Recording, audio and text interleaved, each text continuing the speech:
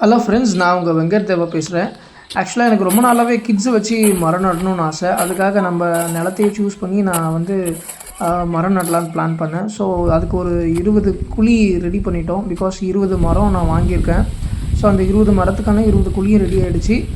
மரமும் வாங்கி ரெடி பண்ணிட்டேன்.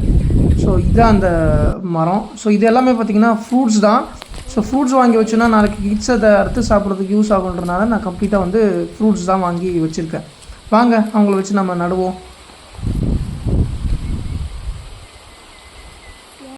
அத்திப்பழம், லிச்சி, பழப்பழம், star fruit, butter fruit, red guava, முந்திரி பழம், ரெட் வாட்டர் ஆப்பிள், பபுள் மஸ், வேங்கை, ஊட்டப்பிள், கிரேப்ஸ், ஆரஞ்சு, செம்மரம், சாத்துக்குடி, பிரெட் ஃப்ரூட். கீழே விழுந்து போறா. முனி முடியாது அவனால. இறங்கடா, கீழே இறங்கடா. அவனுக்கு புனிமே ஐயோ போச்சு மண்ணெல்லாம் பெருசு. பபுள் மாஸ்னு கத்துறா. Bubble mass. அல்ல கையில எடுக்குமா. அம்மா வாங்கிட்டு தானே. பிச்சமா. அல்ல மண்ணு மட்டும் பே கலர். ஏய் அந்த மண்ணை புடியா. மண்ணு போட கூடாது.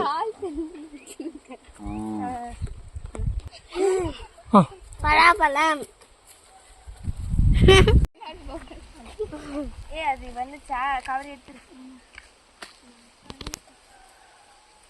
Bread fruit. Bread fruit.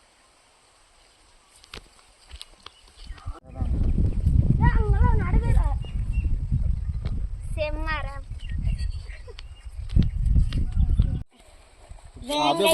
நடுவுல வேங்கை மரம். அந்த பாத்து மரம் சொல்லு. வேங்கை மரம். Star fruit. செம்மரம். சாத்துக்குடி. ஊட்டி ஆப்பிள். முந்திரி பழம். சொல்லு. முந்திரி பழம். அத்தி பழம். என்ன பழம்? அத்தி பழம். சரி. லிச்சி பழம். என்ன பழம்? அந்த லிச்சி பழமா? சரி, ஓகே. Water apple.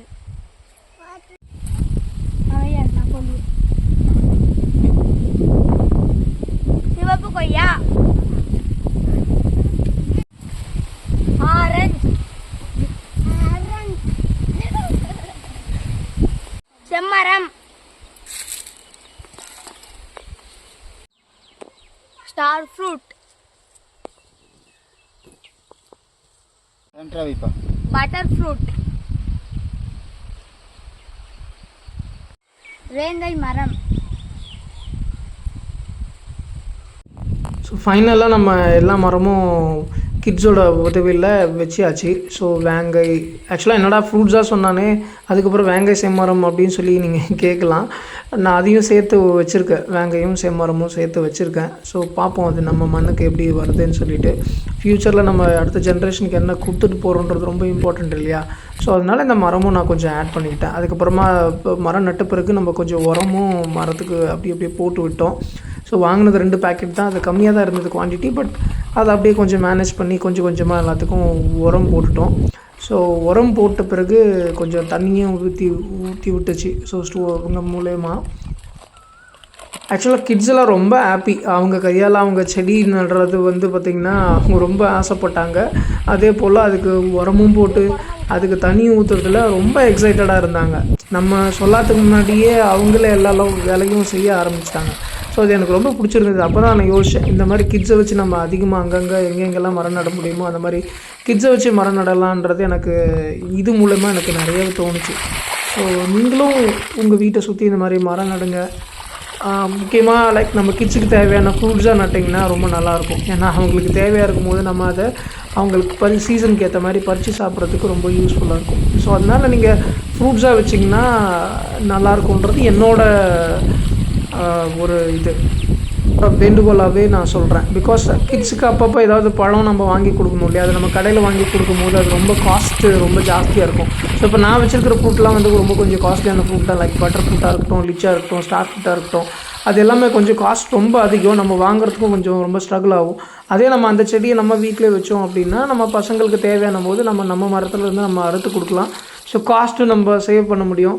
நிறைய பேர் இந்த ஃப்ரூட்ஸ்லாம் ரொம்ப காஸ்ட்லின்னு சொல்லிட்டு நம்ம கடையில் வாங்க மாட்டோம். நமக்கு தெரிஞ்சதெல்லாம் வந்து பார்த்திங்கன்னா கொய்யா, மாம்பழம், பலாப்பழம், இந்த மாதிரி சின்ன சின்ன ஃப்ரூட்ஸ் தான் தெரியும். மற்றபடி காஸ்ட்லியான ஃப்ரூட்ஸ் நம்ம வாங்க மாட்டோம், ஏன்னா அதுக்கு காஸ்ட் அதிகன்றனால. பட் அது நம்ம ஊருக்கும் நம்ம மண்ணுக்கும் கண்டிப்பாக வரும்.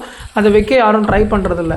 ஸோ நம்ம ஒரு ட்ரையலாக வந்து இந்த செடியெல்லாம் வச்சுருக்கோம். பிகாஸ் நம்ம ஃப்ரெண்டு இதெல்லாம் வச்சு வளர்த்துருக்காரு, நல்ல அவுட்புட்டும் கிடச்சிருக்கு. அதனால தான் நானும் வச்சு ட்ரை பண்ணலாம் சொல்லி நான் வச்சுருக்கேன். ஆக்சுவலாக என்னோடய ஃப்ரெண்ட் லேண்டை நான் போய் பர்சனலாக விசிட் பண்ணேன்.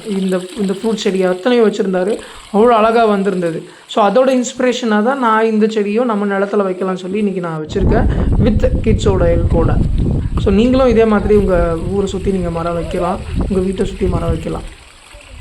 அண்ட் தென் ஆல்ரெடி நம்ம நிலத்தில் கொஞ்சம் நம்ம எலுமிச்சம் செடி நிறையாவே வச்சுருக்கோம். கிட்டத்தட்ட ஒரு 50-60 செடி எலுமிச்சம் செடி வச்சுருக்கோம். அது கூடவே பார்த்திங்கனாக்கா வந்து மாம்பழம், கொய்யாப்பழம், அப்புறம் காட்டு நெல்லி, இதெல்லாம் வந்து வச்சுருக்கோம். ஸோ இதுதான் காட்டு நெல்லி. ஸோ அந்த செடிங்களுக்கும் ஆல்ரெடி வச்ச செடிங்களுக்கும் நம்ம தண்ணி ஊற்றியாச்சு. மரங்கள் செடிகள் வச்சா மட்டும் போதாது, நம்ம ப்ராப்பராக பராமரிக்கணும். அப்பப்போ அதுக்கு தேவையான தண்ணியெல்லாம் ஊற்றணும்.